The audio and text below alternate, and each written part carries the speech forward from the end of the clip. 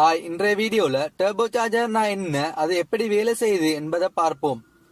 டர்போவை கார்ல பிக்ஸ் பண்ணிருக்கிறதுக்கான நோக்கம் பாத்தீங்கன்னா அதிகளவான ஏரை உள்ள அனுப்பத்தான். ஒரு என்ஜின் உள்ள அதிகமான ஏரும் ஃபியூலும் பேர்ன் ஆகும் போது அதிக பவர் உருவாகும். சக்சன் ஸ்ட்ரோக்ல சிலிண்டருக்கு காற்றை கம்ப்ரஸ் பண்ணி கொடுக்கிற வேலையை தான் இந்த டர்போ செய்யுது. அடுத்து டர்போ எப்படி வேலை செய்யுது என்பதை பார்ப்போம். என்ஜின்ல எக்ஸாஸ்ட் ஸ்ட்ரோக்ல உருவாகிற புகை எக்ஸாஸ்ட் மெனிஃபோல்ட் மூலமா வெளியே வரும். இந்த புகை பாத்தீங்கன்னா அதிக பிரஷரோட வரும்.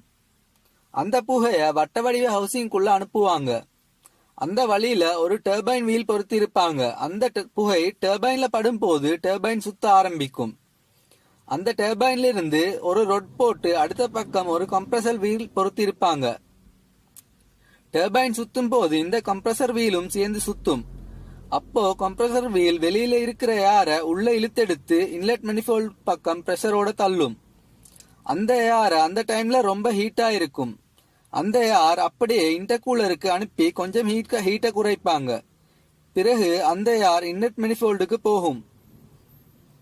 பிறகு அந்த ஏர் சக்சன் ஸ்ட்ரோக்ல சிலிண்டருக்குள்ள போகும். இந்த ஏருக்கு ஏற்ற அளவு ஃபியூல் இன்ஜெக்டர் மூலமா இன்ஜெக்ட் செய்யப்படும். அதிக அளவு காற்று உள்ள போறதால என்ஜினுடைய கம்ப்ரஷன் ரேஷியோவும் கூடும். சாதாரணமான என்ஜினுடைய கம்ப்ரஷன் ரேஷியோ 12க்கு 1னா டர்போ சார்ஜர் இருக்கும் வண்டியுடைய கம்ப்ரஷன் ரேஷியோ பாத்தீங்கன்னா 15க்கு 1 எனும் அளவில் இருக்கும். கம்ப்ரஷன் ரேஷியோ அதிகம் என்றதால என்ஜினுடைய பவரும் அதிகம். நாங்க எவ்வளவு எக்ஸலரேட் பண்றோமோ அந்த அளவுக்கு ஏற்ற மாதிரி காற்றும் கம்ப்ரஸ் பண்ணப்படும். நாங்க எக்ஸலரேட்டரை விடும் போது அதிகமா இருக்கிற பிரஷர் ப்ளோ வேல் மூலமா குறைக்கப்படும். டர்போ சார்ஜர் பொதுவா நவீன வாகனங்கள்ல பயன்படுத்துறாங்க.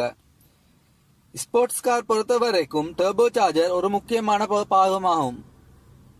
டர்போ சார்ஜர் என்ஜின் ஆயில் மூலமாவே லூப்ரிகேட் செய்யப்படுது. டர்போ சார்ஜர்ல டர்பைன் இருக்கிற பக்கம் காஸ்ட் அயன்லயும் கம்ப்ரஸர் வீல் இருக்கிற பக்கம் அலுமினியத்திலையும் செஞ்சிருப்பாங்க. இந்த வீடியோவை பார்த்த உங்களுக்கு டர்போனா என்ன, அது எப்படி வேலை செய்யுது என்பது புரிஞ்சிருக்கும் என நினைக்கிறேன். வீடியோவை பார்த்தமைக்கு நன்றி.